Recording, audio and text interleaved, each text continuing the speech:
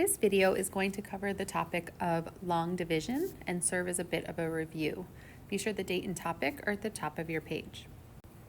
The essential question for this video will be, how do we do long division both with and without remainders? And long division can sound like a lot of work, but I actually really enjoy the process of long division because it's just lots of little steps that we put together into solving one problem. And when you finish a long division problem, it feels really satisfying. Now let's say we wanted to divide 254 by 2. A lot of times people will say, well, let's just count by twos until we get to 254. But can you imagine counting by twos to get 254? That would take quite a while, and there's probably a lot of room for error. So instead, of course, we set up our division problem like this, right? Where we have one number here, and one number there at the top. And I just want to review a few of the terms that we have that we should use while we're talking about division.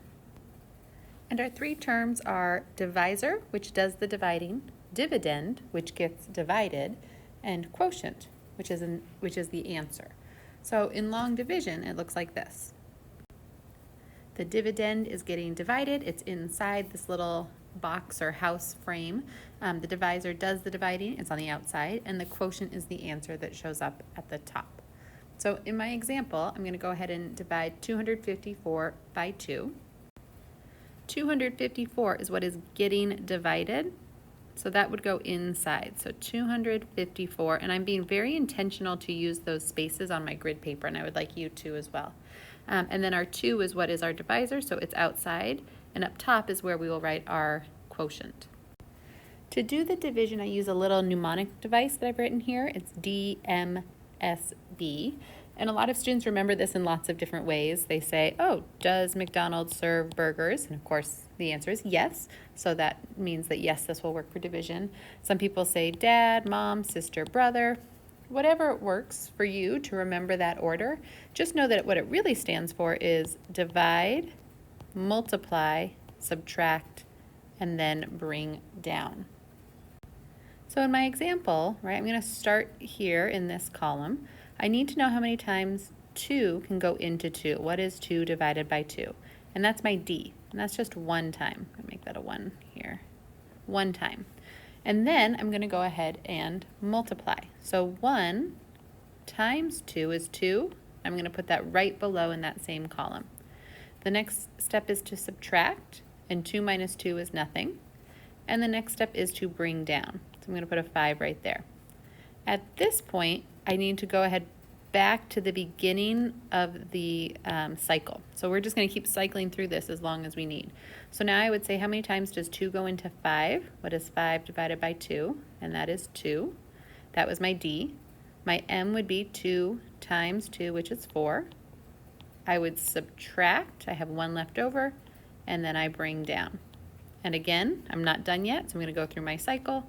How many times does 2 go into 14 now? 14 divided by 2 is 7. So I would have 7 times 2 would be my multiply. I would subtract, and here's how I know I'm done.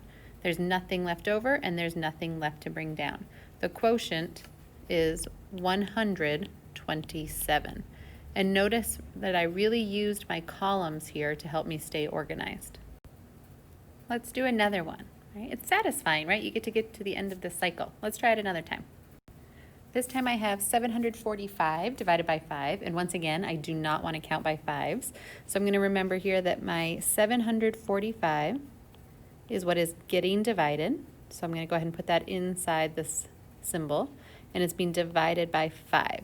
And I'm going to remember my steps here, DMSB, divide, multiply, subtract, bring down. And I'm just going to go through my nice organized columns here.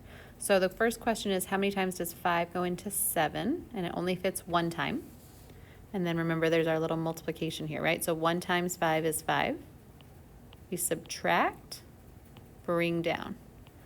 How many times now, if we go back to the beginning of the cycle, does 5 go into 24? And that is 4 times. And 5 times 4 is 20. And I would subtract and bring down, and I would start again at the beginning. How many times does 5 go into 45? and that would be 9. 5 times 9 is exactly 45. I have subtracted and there's nothing left to bring down, so I know that problem is done. The quotient was 149. Now both of these examples happen to be numbers that ended really nicely, right? There was a 0 at the end, I had nothing left to bring down, so I knew I was done. I'm going to show you an example where that doesn't happen, because our numbers won't always be perfectly neat and tidy. I'm looking at this example of 851 divided by 2, and I know automatically that this is going to not work out really tidy because this is an odd number that's getting divided by 2. So I know there's going to be a little bit of a leftover. I'm still going to use my same setup, right? I still will go in the order of divide, multiply, subtract, and bring down. And I would go ahead with my normal process. 2 goes into 8 4 times, and 4 times 2 is exactly 8. There's nothing left over, but there's a 5 to bring down. 2 goes into 5 2 times, and 2 times 2 is 4. There's 1 left over, and there's 1 to bring down. And 2 goes into 11 5 times, and 2 times 5 is 10. Now, if I subtract, I still have 1 left over, right? But there's nothing to bring down. The good news is there's an answer to that, right? We could change 851 to say 851.0. We could say that, you know what, that's like $851 and 0 dimes, right? Or 0 cents. That is the same number. I've just given myself a little bit of extra, to work with to finish this problem off.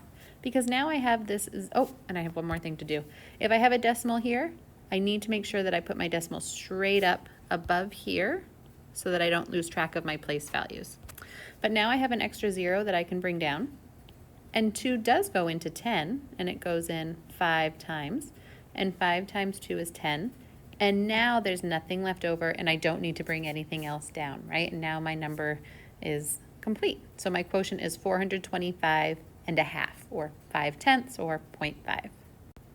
And again, I was trying to be really careful using my grid lines to help me stay organized. Go ahead and give this one a try. Go ahead and pause the video. Make sure you set this up. It's 955. I'm using my grid lines. Divided by 8. And see how that goes. And then unpause and we'll see how you did. How'd you do? Did any of you get here and then think, wait, I've already added a 0, but I still have something left over? If so, that's totally normal, right? That's okay. I can actually just keep adding zeros as much as I need to finish this problem off. So now that I have an extra 0, I can bring that down and I can say, 8 goes into 67 times. That's 56. And I still, when I subtract, don't have enough to finish. So I'm going to add another 0 to bring down. And now finally 8 goes into 45 times. And I run out of room here, but 8 times 5 is 40. Sorry, folks. And that should be a subtract. And I can then notice that I have nothing left over. That should be a 0 down there. Nothing left over and nothing left to bring down. So I know I am done. So you can keep adding zeros as much as you need to complete these. And remember, the essential question of this video was how do we divide with and without remainders, do long division. Hopefully this was a good set of practice for you. We will of course be practicing more together, but make sure you have all of your notes and any questions ready to go for class time.